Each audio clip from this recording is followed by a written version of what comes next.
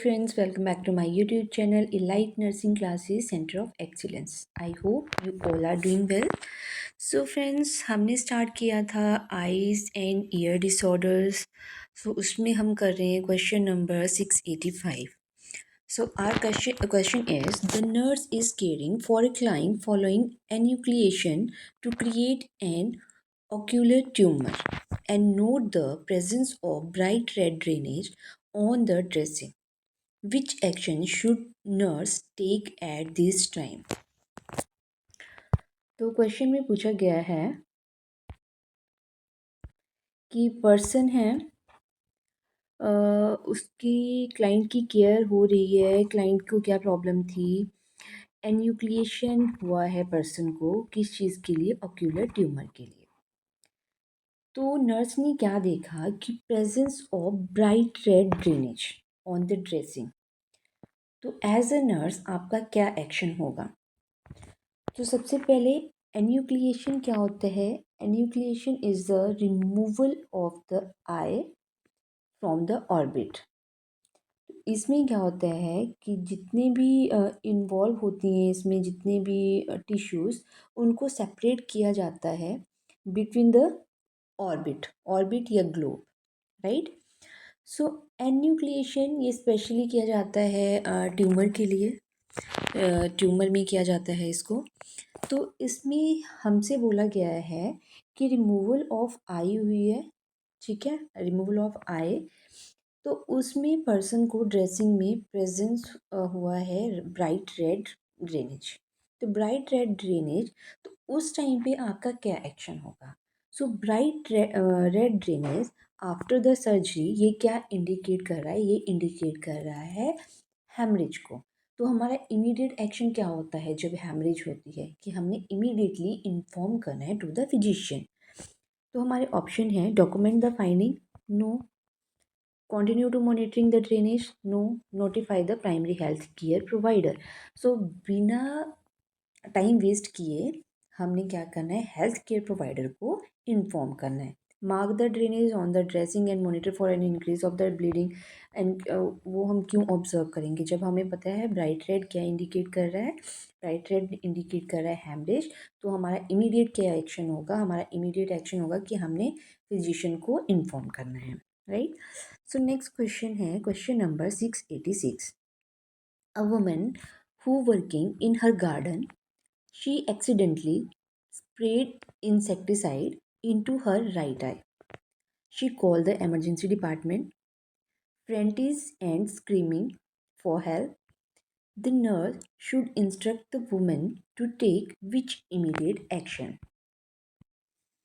तो क्वेश्चन में पूछा गया है कि एक वुमेन काम कर रही थी गार्डन में और एक्सीडेंटली इंसेक्टिसाइड उसने स्प्रे कर दिया अपने राइट आई में. उसने इमरजेंसी डिपार्टमेंट में कॉल किया. तो नर्स उसको क्या इंस्ट्रक्शन देगी कि आपने इमीडिएट क्या एक्शन होना चाहिए उनका, राइट. तो जब कभी भी इंसेक्टिसाइड स्प्रे हो जाता है आइज़ में, तो हमने पेशेंट को एजुकेट करना है कि आपने फ्रेश वाटर के साथ, ठीक है, आई को आपने रनिंग वाटर में आपने क्या करना है, उसको वॉश करना है, इरीगेट करना है आई को इमीडिएटली, राइट. सो एटलीस्ट आपने 20 मिनट इरीगेट करना है आइज़ को. और तब तक आपने इरीगेट करते रहना है जब तक मेडिकल सर्विसेज आपको अवेलेबल नहीं होती या मेडिकल सर्विस पर्सोनल कोई आपके पास नहीं आता है, राइट. तो इमीडिएट एक्शन क्या होगा? इमीडिएट एक्शन तो यही होगा कि आपको अगर किसी की कॉल आ रही है और आपको कोई बोल रहा है कि मेरी आइज़ में ऐसे स्प्रे चला गया है, मैं क्या करूं? तो आपने उनको क्या बोलना है कि आप अपनी आइज़ को वॉश करो वाटर के साथ. 10-20 मिनट आप वॉश करो. उससे क्या होगा, उससे फर्दर कोई भी जो साइड इफ़ेक्ट्स होंगे उस इंसेक्टिसाइड के, उसको हम प्रिवेंट कर सकते हैं, right. So first one is the irrigate the eye with water. Very nice. Come to the emergency department. जब तो हमने ये चीज़ें इसमें अवॉइड करनी है क्योंकि इमीडिएट एक्शन पूछा गया है. तो अगर हम सीधा ही एमरजेंसी डिपार्टमेंट में आ रहे हैं तो उससे जो नेसेसरी इंटरवेंशन है वो डिले हो जाएगी, राइट. तो ये ऑप्शन में ये हमारा इनकरेक्ट ऑप्शन है. Call the primary health care provider. तो call the primary health care provider, इसमें भी डिले हो रही है। And irrigate the eye with diluted hydrogen peroxide. So hydrogen peroxide हम कभी भी आइस में प्लेस नहीं करते हैं। Then fourth one is also incorrect option. So right option क्या है हमारा, irrigate the eye with water. So हमने क्या बोलना है पर्सन को कि आपने इरिगेट करो आइस को with watering water, right. So next question है question number 687। The nurse is preparing a teaching plan for a client who had a cataract extraction with intraocular implantation. Which home care measure should the nurse include in the plan? Select all that apply. तो question है कि nurse prepare कर रही है teaching plan person के लिए जिसकी cataract extraction हुई है और इंट्राओकुलर इम्प्लांटेशन हुई है। तो कौन कौन सी होम केयर मेजर उसने इंक्लूड करनी है अपने टीचिंग प्लान में, राइट। सो टीचिंग प्लान, आप कैटरैक्ट का कोई कैटरैक्ट की सर्जरी हुई है और पेशेंट आपके पास आया है, आपने उसको टीचिंग देनी है, तो होम केयर के लिए आप क्या क्या टीचिंग दोगे, राइट। तो इसमें हम टीचिंग देंगे कि लाइक कैटरैक्ट में क्या है, कैटरैक्ट में माइल्ड डिस्कम्फर्ट हो गया या स्क्रैचीनेस होगी आइज़ में, वो माइल्ड फॉर्म में वो नॉर्मली होता है पेशेंट में। तो पेशेंट को बोलना है अगर आपको स्क्रैचीनेस हो रही है या माइल्ड आई डिस्कम्फर्ट हो रहा है तो वो नॉर्मल है और इसके लिए आप एनाल्जेसिक ले सकते हो, राइट। और अगर पेन, सिवियर पेन हो रहा है, बहुत ही ज़्यादा पेन हो रहा है, तो आपने नोटिफाई करना है हेल्थ केयर प्रोवाइडर को, सर्जन को आपने इन्फॉर्म करना है।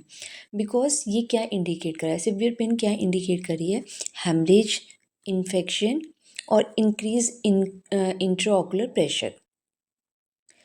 और नर्स ने उनको क्या बोलना है कि नोटिफाई करना है सर्जन को अगर प्लूरेंट डिस्चार्ज बहुत ज़्यादा हो रहा है आइज़ में, या रेडनेस बहुत ज़्यादा हो रही है, या विजुअल एक्यूटी डिक्रीज हो रही है, right.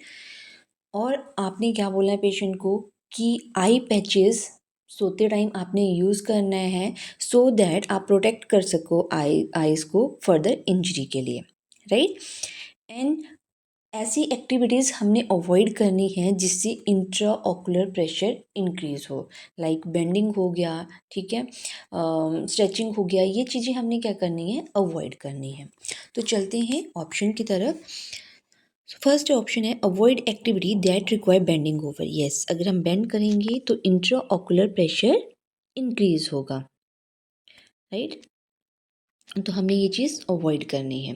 Contact the surgeon if eye scratchiness occur. तो स्क्रैचीनेस में मैंने आपको बताया कि ये नॉर्मल फाइंडिंग होती है, इसको माइल्ड हम एनाल्जेसिक से हम इसको ट्रीट कर सकते हैं, तो इसको इन्फॉर्म करने की कोई ज़रूरत नहीं है। Take acetaminophen for minor eye discomfort. Yes, तो हम माइल्ड एनाल्जेसिक हम ले सकते हैं। And expect episode of sudden severe pain in the आई।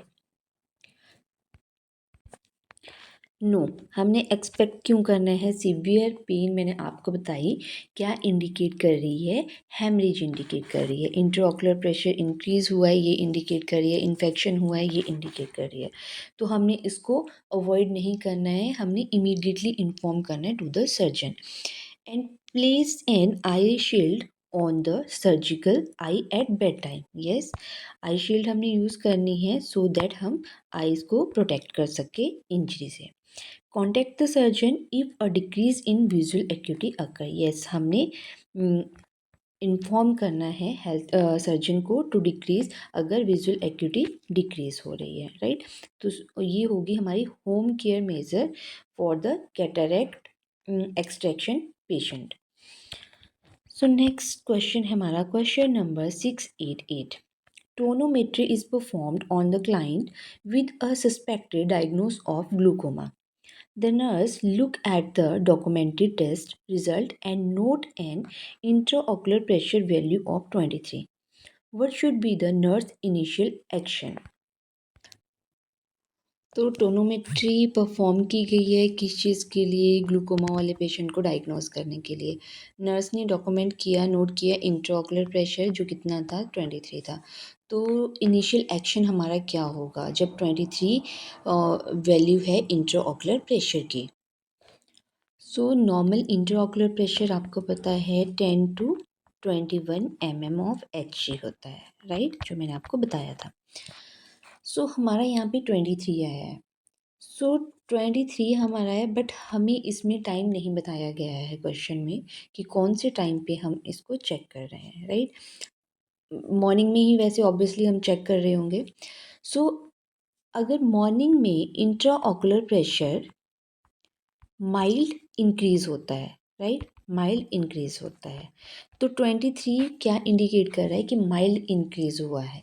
तो हमने उसको क्या लेना है, उसको हम नॉर्मल कंसीडर करते हैं। तो इस चीज़ को हमने नोट करना है और कौन से टाइम पे हमने चेक किया था इंट्राऑकुलर प्रेशर, वो हमने नोट डाउन करना है, राइट। सो हमारा फर्स्ट ऑप्शन है apply normal saline drops, no. Note the time of day the test was done, yes, हमने टाइम को नोट करना है कि कौन से टाइम पे हुआ है। अगर मॉर्निंग में हुआ है तो 23 is normal. Contact the primary health care provider, no. And instruct the client to sleep with the head on the flat bed, no. So glaucoma के पेशेंट में जो इंट्राऑकुलर प्रेशर है वो बहुत ज़्यादा हाई होता है, तो 23 इज़ द नॉर्मल वैल्यू। तो उस कंडीशन में हमने क्या करना है, टाइम हमने नोट करना है कि इस टाइम पे हमने ये इंट्राऑकुलर प्रेशर चेक किया था और हमारी फाइंडिंग्स ये थी, right. So our next question is question number 689। The nurse is caring for a client following craniotomy for removal of an acoustic neuroma. Assessment of which cranial nerve would identify a complication specifically associated with this surgery. तो question में पूछा गया है कि following craniotomy for the removal of acoustic neuroma के लिए craniotomy की गई है। Assessment of which cranial nerve would identify a complication specifically associated with this surgery. So acoustic neuroma के लिए क्रेनियोटमी की गई है, तो कौन सी क्रेनियल नर्व हम आइडेंटिफाई अगर हम करते हैं तो उसमें स्पेसिफिकली कॉम्प्लिकेशन होगी इस सर्जरी से, मतलब इस सर्जरी से स्पेसिफिकली कौन सी क्रेनियल नर्व की कॉम्प्लिकेशन होती है, राइट। सो एकॉस्टिक न्यूरोमा क्या है, इसमें यूनिलेटरल बिनाइन ट्यूमर को हम बिनाइन ट्यूमर होता है जिसको हम ट्रीट करते हैं बाय मीन ऑफ क्रेनियोटमी। सो जो ये ट्यूमर है ये कहाँ होता है, ये होता है वेस्टिब्यूलर, जो हमारी कैनाल होती है, ठीक है, क्रेनियल नर्व होती है वेस्टिब्यूलो कोक्लियर नर्व, राइट। सो वेस्टिब्यूलर कोक्लियर नर्व कौन सी होती है, एट क्रेनियल नर्व हमारी होती है, राइट। सो एट क्रेनियल नर्व को क्या करता है, ये वहाँ पे ये ट्यूमर होता है, राइट। सो अगर आपने क्रेनियल नर्व आपने लर्न करनी है तो मैंने एक वीडियो इसकी मैंने अपलोड की है यूट्यूब पे। सो आप इसमें मेरी प्रीवियस वीडियो में आप देख सकते हो, उसमें मैंने थ्रू मिमोनिक मैंने बताया है कि कैसे हम क्रेनियल नर्व्स को लर्न कर सकते हैं, उनके फंक्शन को और क्रेनियल नर्व्स के नेम्स को, राइट। सो आप उसके लिए उस वीडियो को फॉलो कर सकते हो। सो सो इसमें क्या है, वेस्टिबुलर कोक्लियर नर्व इसमें अफेक्ट होती है। सो इसमें हम अर्ली डायग्नोज करना पड़ता है, क्योंकि अगर हम इसको अर्ली डायग्नोज नहीं करेंगे तो ट्यूमर कंप्रेस कर सकता है ट्राइजेमिनल एंड फेशियल नर्व को और अदर आर्टरीज को, जो इंटरनल ऑडिटरी कैनाल को अफेक्ट करेगा, राइट। तो इसका मेन हमारा क्या फंक्शन होगा कि हमने फेशियल नर्व और ट्राइजेमिनल नर्व को असेसमेंट करनी है, राइट। तो हम जब क्रेनियोटमी कर रहे हैं एकॉस्टिक न्यूरोमा की, तो उसमें हमारा क्या फंक्शन होगा कि हमने ट्राइजेमिनल एंड फेशियल नर्व की फंक्शनिंग हमने असेस करनी है, राइट, क्योंकि ये उनकी फंक्शनिंग को अफेक्ट कर सकता है। सो हमारा फर्स्ट ऑप्शन है cranial nerve one olfactory, no. cranial nerve fourth trochlear, no. Cranial nerve third oculomotor, no. Cranial nerve seventh facial nerve. Yes, facial nerve and trigeminal nerve, right. So ये nerves हमने क्या करने हैं, इनके function को हमने assess करते रहना है। अगर ये फंक्शन में इनमें इंजरी हुई है तो उसकी वजह से पर्सन को फर्दर और ज़्यादा प्रॉब्लम आ सकती है, राइट। तो कौन कौन सी स्पेसिफिकली हमने कौन आइडेंटिफाई करनी है, कौन सी क्रेनियल नर्व की function, facial nerve and trigeminal nerve, right. So next question है question number 690. The nurse note that the primary healthcare provider has documented a diagnosis of presbycusis on a client chart. Based on this information, what action should the nurse take? सो प्रिस्बाइकोसिस क्या है? प्रिस्बाइकोसिस ये type है hearing loss का जो ageing के साथ होता है। सो इसमें सेंसोन्यूरल लॉस होता है। सो सेंसोन्यूरल लॉस में इसमें क्या होता है, नर्व डीजनरेशन होती है, राइट। सो नर्व डीजनरेशन की वजह से क्या होता है, हियरिंग लॉस होता है। सो उस कंडीशन में आपने क्या एक्शन लेना है? Based on this information what action should the nurse take, आप क्या एक्शन लोगे? स्पीक लाउडली बट मम्बल और स्लर द वर्ड। सो आपने कैसे कम्युनिकेट करना है? नॉर्मली हम पहले इसके बारे में बात कर लेते हैं, बाद में हम ऑप्शंस देखते हैं। सो हियरिंग लॉस का पेशेंट है तो उसमें आप कैसे बात करोगे? आपने एज अ नर्स आपने पेशेंट से नॉर्मली बात करनी है, नॉर्मली टोन में बात करनी है, पिच आपकी नॉर्मल होनी चाहिए, बट आपने स्लोली बोलना है और क्लियरली बोलना है, राइट। ये आता है हमारे थेरेप्यूटिक कम्युनिकेशन में, राइट। कि पेशेंट को सेम टोन में आपने बात करनी है, पिच भी आपकी सेम होनी चाहिए, स्लोली आपने बोलना है और क्लियरली आपने बोलना है, राइट। तो हम इसमें क्या कैसे बात करेंगे? तो speak loudly but mumble, loudly नहीं बोलना है हमने। Speak loudly and clearly while facing the client, loudly नहीं बोलना है। ये किस में आ रहे हैं? ये आ रहे हैं नॉन थेराप्यूटिक में, right, non therapeutic. So next is the speak at normal tone and pitch slowly and clearly. Yes, हमने नॉर्मली टोन में बात करनी है पर्सन से, पिच भी हमारी नॉर्मल होनी चाहिए, स्लोली एंड क्लियरली हमने बोलना है। Speak loud and directly into the client affected eye. So हमने लाउडली नहीं बोलना है, अफेक्टेड आईज में, ईयर में हमने नहीं बोलना है, right. So our correct option is option number 3, right. So next question है हमारा question number 691. A client with meninges disease is experiencing severe vertigo. Which instruction should the nurse give to the client to assist in controlling the vertigo? तो question में पूछा गया है कि mania disease का patient है, उसको वर्टिगो होता एक्सपीरियंस कर रहा है, वो वर्टिगो से, राइट। सो वर्टिगो मेन सिम्टम है मेनिंजेस डिजीज़ का, राइट। तो कौन सी इंस्ट्रक्शन नर्स पेशेंट को देगी जिससे वो वर्टिगो को कंट्रोल कर सके? तो वर्टिगो को कंट्रोल करने के लिए हमने मेन इंस्ट्रक्शन क्या देनी है पेशेंट को कि सडनली हेड की मूवमेंट नहीं करनी है, कि स्लो अगर हमने हेड को मूव करना है तो स्लोली करना है। और डाइटरी चेंज के लिए हम बोलते हैं लाइक सोडियम रिस्ट्रिक्शन के लिए बोलते हैं, जैसे salt restriction and fluid restriction के लिए बोलते हैं। क्यों बोलते हैं? सो दैट जो लिम्फेटिक फ्लूइड है, एंडोलिम्फेटिक फ्लूइड है, उसको रिड्यूस करने के लिए इस सोडियम एंड वाटर की रेस्ट्रिक्शन पेशेंट को दी जाती है, राइट। सो हमारे ऑप्शन है option number 1, increase sodium in the diet. No, increase नहीं करना है, इसको हमने डिक्रीज करना है। Next, avoid sudden head movement. Yes, sudden head movement हमने अवॉइड करनी है, राइट। अगर हम सडनली हेड मूवमेंट करेंगे तो उससे क्या होगा, जो एंडोलिम्फेटिक फ्लूइड होगा, राइट, उसकी भी सडनली मूवमेंट होगी। अगर उसकी सडनली मूवमेंट होगी तो उससे और ज़्यादा वर्टिगो होगा। Next, lie still and watch the television. तो चुपचाप टीवी देखने से वर्टिगो पे कोई असर नहीं होगा, वर्टिगो तो होगा ही, राइट। तो this is the incorrect option. And increase fluid intake to 3000 ml a day. No, हमने इंक्रीज़ नहीं करना है इसमें हम डिक्रीज़ करते हैं so that we can reduce the amount of endolymphatic fluid. So next question is the question number 692.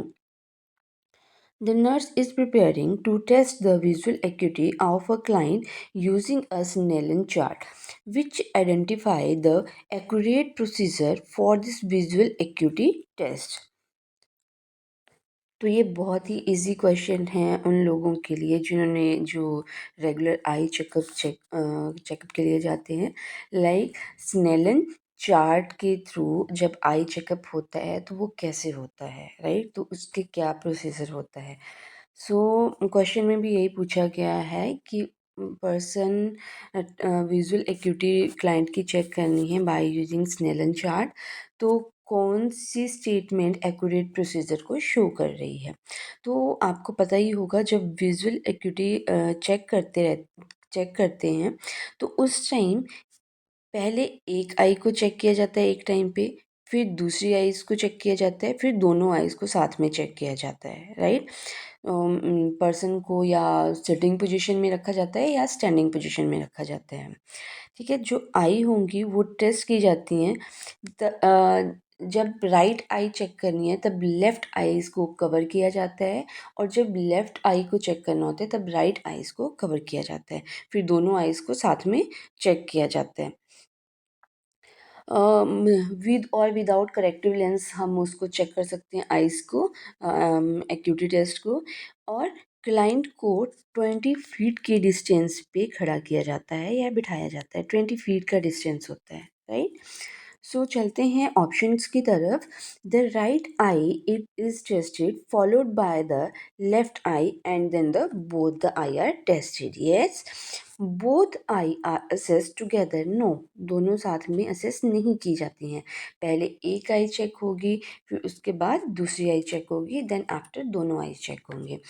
The client is asked to stand at a distance of 40 feet. 40 feet पे हम नहीं खड़ा करेंगे पेशेंट को।